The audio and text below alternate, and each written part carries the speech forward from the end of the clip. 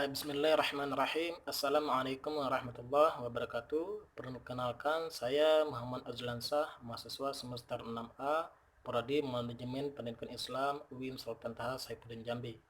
Pada video kali ini, saya akan mengulas tentang persiapan dan pengembangan sekolah model, yang mana materi ini salah satu subtopik dalam mata kuliah Sistem Penyimpanan Mutu Pendidikan. Langsung saja. Dalam persiapan pengembangan sekolah model ada beberapa tahap yang perlu diperhatikan. Yang pertama itu ada sosialisasi dan koordinasi. Yang kedua pengusulan calon sekolah model dan sekolah imbas. Dan yang ketiga penetapan sekolah model dan sekolah imbas. Dan yang keempat penyiapan dan seleksi fasilitator daerah. Yang pertama tadi yaitu sosialisasi dan koordinasi. Tujuan dari kegiatan sosialisasi dan koordinasi ini adalah untuk memberitahukan kepada pemerintah daerah terkait penerapan penyamanan mutu pendidikan dengan mengembangkan sekolah model dan pola pengembasannya. Kegiatan ini dilakukan oleh LPMP atau Lembaga Penjaminan Mutu Pendidikan. Dalam melakukan sosialisasi dan koordinasi dengan pemerintah daerah, LPMP ini juga dapat melakukan atau mengikuti beberapa strategi. Yang pertama, mengundang perwakilan pemerintah daerah, yaitu Dinas Pendidikan Provinsi, Kabupaten, dan Kota untuk mensosialisasikan tentang penerapan penyempurnaan mutu pendidikan dengan mengembangkan sekolah model dan pola pengembasannya. Kemudian ada beberapa materi kegiatan sosialisasi dan koordinasi yang dapat dilakukan oleh Lembaga Penyempurnaan Mutu Pendidikan. Yang pertama itu pemahaman umum sistem penyempurnaan mutu pendidikan, di mana sistem penyempurnaan mutu pendidikan itu sudah dirancang, dan kemudian bagaimana penyempurnaan mutu ini bisa atau dapat dijalankan ya untuk yang akan datang. Kemudian peran pemerintah dalam penyempurnaan mutu. Materi ini menjelaskan bahwa bagaimana untuk bentuk peranan pemerintah daerah dalam sistem penyempurnaan mutu pendidikan, dan perlu dilakukan atau dibentuk tim penyempurnaan mutu daerah oleh pemerintah daerah.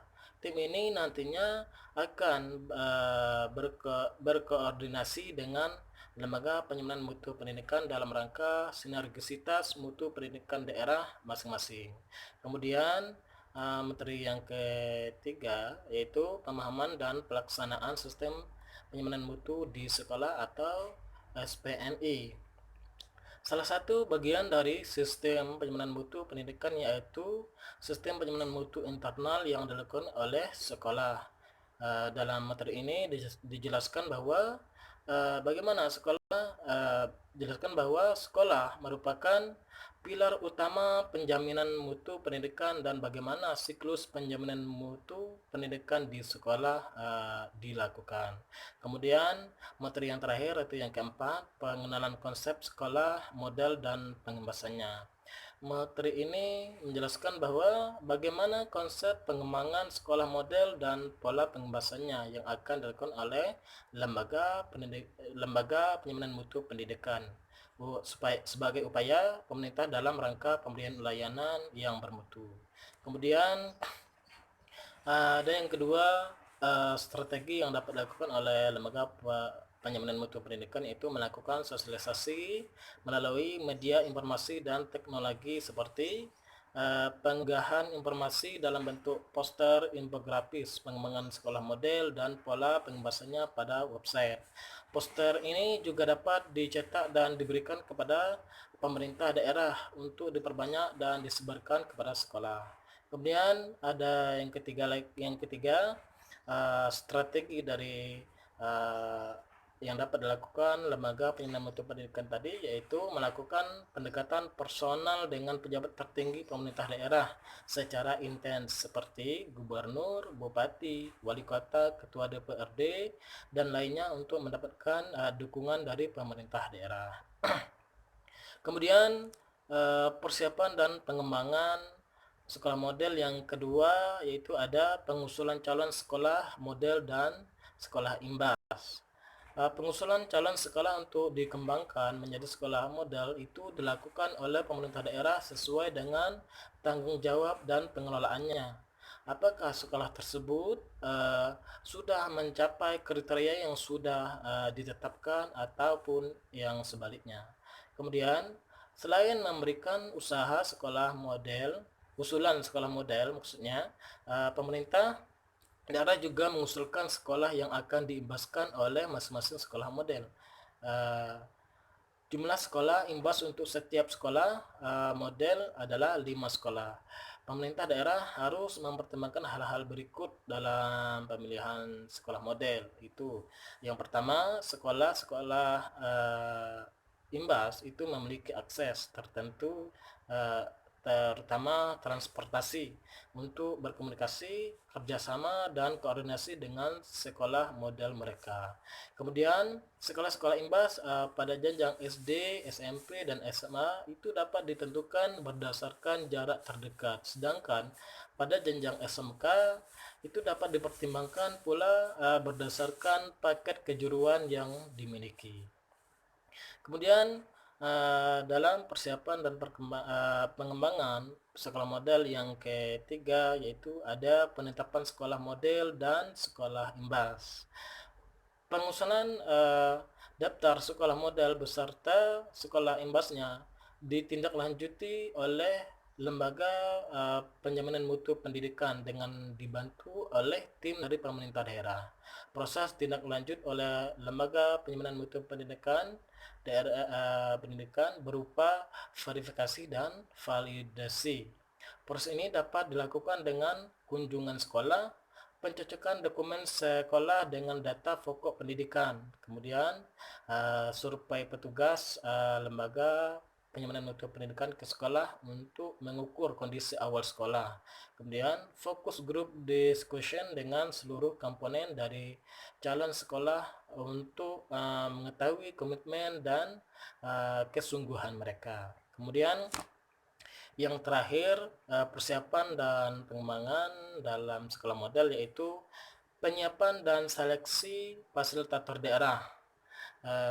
Proses seleksi dilakukan untuk menjamin fasilitator daerah yang akan berperan dalam pelaksanaan memiliki kapasitas yang kompeten dan terstandar. Kriteria calon fasilitator daerah pengembangan sekolah model dan pengemasannya itu meliputi pendidikan itu minimal S2, kemudian usia minimal 35 tahun ke atas.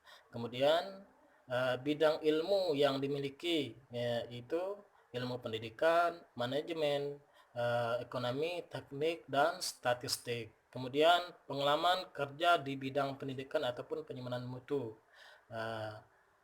yaitu ada minimal 5 tahun sudah bekerja di bidang pendidikan atau penyempurnaan mutu. Kemudian diutamakan widya suara atau tenaga profesional lainnya di lembaga penyempurnaan mutu pendidikan. Kemudian ada dosen, pengawas, bisa mantan kepala sekolah yang berprestasi. Kemudian keterampilan minimal si calon fasilitator daerah itu mampu memahami standar nasional pendidikan, kemudian memiliki kemampuan komunikasi yang baik, kemudian menguasai teknologi informasi dan komunikasi, menguasai pembelajaran dan pembelajaran integratif maksudnya. Selanjutnya itu beberapa tahapan yang harus dilakukan oleh calon fasilitator daerah, antara lain yang pertama itu pengajuan berkas. Adapun tahapan dalam pengajuan berkas itu yang pertama berkas diajukan kepada Direktorat Jenderal Pendidikan Dasar dan Menengah atau Ditjen Dikdasmen oleh lembaga penyempurnaan mutu pendidikan atau oleh Dinas Pendidikan melalui LPMP. Kemudian yang kedua, setiap pemangku kepentingan dapat mengajukan lebih dari satu calon. Kemudian yang ketiga, kelengkapan dokumen para calon fasilitator daerah, yaitu yang pertama daftar riwayat hidup, yang kedua ada surat pengasuh, pengusulan sebagai calon fasilitator daerah oleh Dinas Pendidikan Provinsi, Dinas Pendidikan Kabupaten atau Kota, atau Kepala LPMP. Kemudian surat pernyataan kesediaan calon fasilitator daerah untuk menjalankan seluruh rangkaian kegiatan. Kemudian yang kedua yang harus diikuti oleh calon fasilitator daerah yaitu seleksi administrasi. Yang pertama yaitu evaluasi dilakukan oleh lembaga penyuluhan mutu pendidikan. Kemudian hasil evaluasi disampaikan kepada kepala lembaga penyuluhan mutu pendidikan untuk mendapatkan pengusahaan. Kemudian yang ketiga hasil evaluasi ditembuskan kepada Direktur Jenderal Pendidikan Dasar dan Menengah. Kemudian yang ketiga ada pengumuman calon fasilitator daerah.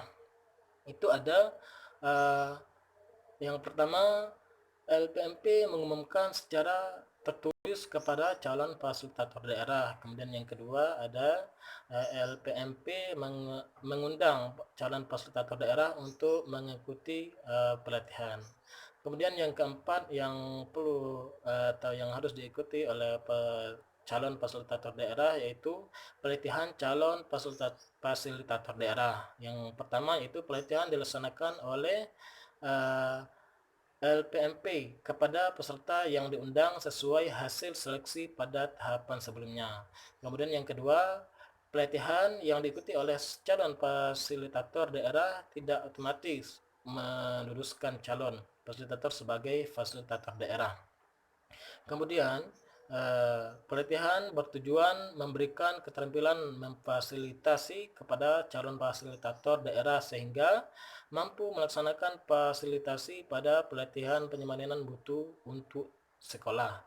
Kemudian yang terakhir ada pelatihan calon fasilitator daerah dilakukan berdasarkan indikator keberhasilan. Itu meliputi yang pertama itu peserta memahami dan dapat menjelaskan SPMI yaitu sistem penyemanan mutu di sekolah. Kemudian yang kedua, peserta memahami mekanisme pelaksanaan siklus dalam SPMI. Dan yang ketiga itu peserta dapat berperan sebagai fasilitator dalam rangkaian kegiatan pengembangan sekolah model.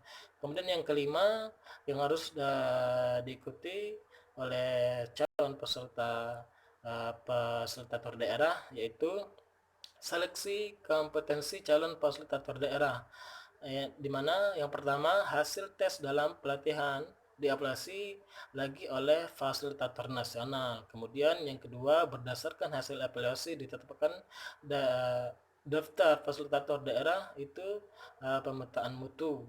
Kemudian yang ketiga tim fasilitator nasional melaporkan daftar nama fasilitator daerah kepada kepala lembaga penyemanan mutu pendidikan untuk ditetapkan. Kemudian yang terakhir, yang keenam, yaitu pengumuman fasilitator daerah. Yang pertama ada lembaga penyemanan mutu pendidikan itu membuat surat tertulis penetapan fasilitator daerah atas nama Dirjen Dikdasmen kepada pemangku kepentingan. Kemudian yang kedua, lembaga penyemanan mutu pendidikan itu melaporkan dan mengumumkan daftar fasilitator daerah. Mungkin sekian yang dapat saya sampaikan dalam ulasan saya tentang persiapan pengembangan sekolah model. Semoga bermanfaat. Terima kasih. Wassalamualaikum warahmatullahi wabarakatuh.